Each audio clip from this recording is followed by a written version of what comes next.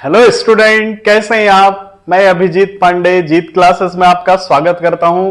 Class 10th chapter number 1 real number से हम बहुत सारे इंपॉर्टेंट क्वेश्चन देखे हैं और आज भी मैं आपके सामने एक इंपॉर्टेंट क्वेश्चन लेके आया हूं जो कि है 3 bells ring at an interval of 4, 7 and 14 minutes.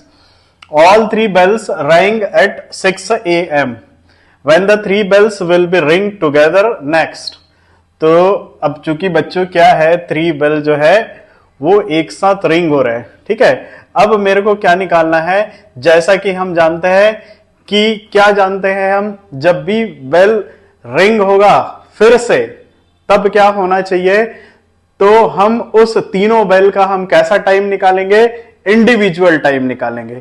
Individual time निकालने का मतलब क्या है, वहां पे मैं लीस्ट टाइम निकालूंगा। तो मुझे क्या करना पड़ेगा बच्चों, जब यहां पे इंडिविजुअल टाइम की बात हो रही है या लिस्ट टाइम की बात हो रही है तो मैं यहां पे निकालूंगा लिस्ट कॉमन फैक्टर निकालूंगा, ठीक है। तो लिस्ट कॉमन फैक्टर निकालूंगा और जो भी आएगा वो किस में आ जाएगा, मिनट में आ जाएगा। मतलब 6 AM के बाद अब कब एक साथ वो फिर से रिंग होगा ये हमको निकालना है, ठीक है। तो मैं क्या लिखता हूं यहां पे, मैं यहां पे लिखता हूं वी नो दैट, ठीक है। मैं क्या लिखता हूं, we know that, we know that, we know that, we know that, यहां पे मैं लिखूंगा 3 bells, we know that the three bells again ring, the 3 bells again ring together, again ring together। तो एक साथ जब फिर से जब रिंग होगा तो क्या होगा, ठीक है, ring together on that time, ठीक है। ऑन दैट टाइम, कौन सा टाइम, वो इंडिविजुअल टाइम की हम बात करेंगे। तो on that time which is individual, which is the LCM, which is the LCM of, on that time which is the LCM of, which is the LCM of individual time, ठीक है। और यहां पे इंडिविजुअल टाइम है इसलिए हम यहां पे क्या ले रहे हैं, इसका LCM ले रहे हैं, इंडिविजुअल टाइम, ठीक है। तो बच्चों क्या करेंगे हम यहां पे 4, 7 और 14 का क्या करेंगे, हम क्या निकालेंगे यहां पे, एलसीएम निकालेंगे।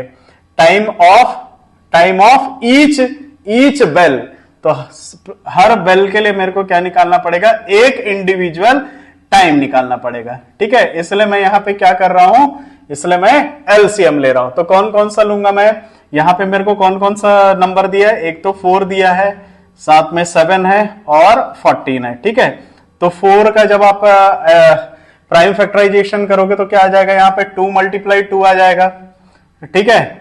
7 का क्या आ जाएगा, 1 × 7 आ जाएगा, ठीक। 14 का करोगे तो कितना आ जाएगा, 2 × 7 आ जाएगा, ठीक है।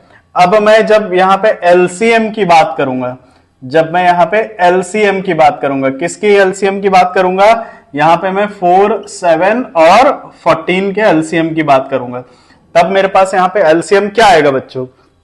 तो 4 में मैं देखता हूं 2 × 2 है, ठीक है।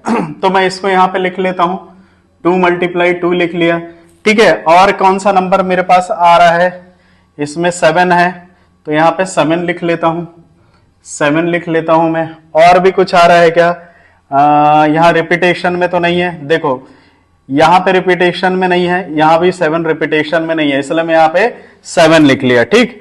अब ये चूंकि मैं ऑलरेडी 2 ले चुका हूं तो इस 2 को लेने की जरूरत नहीं है मुझे।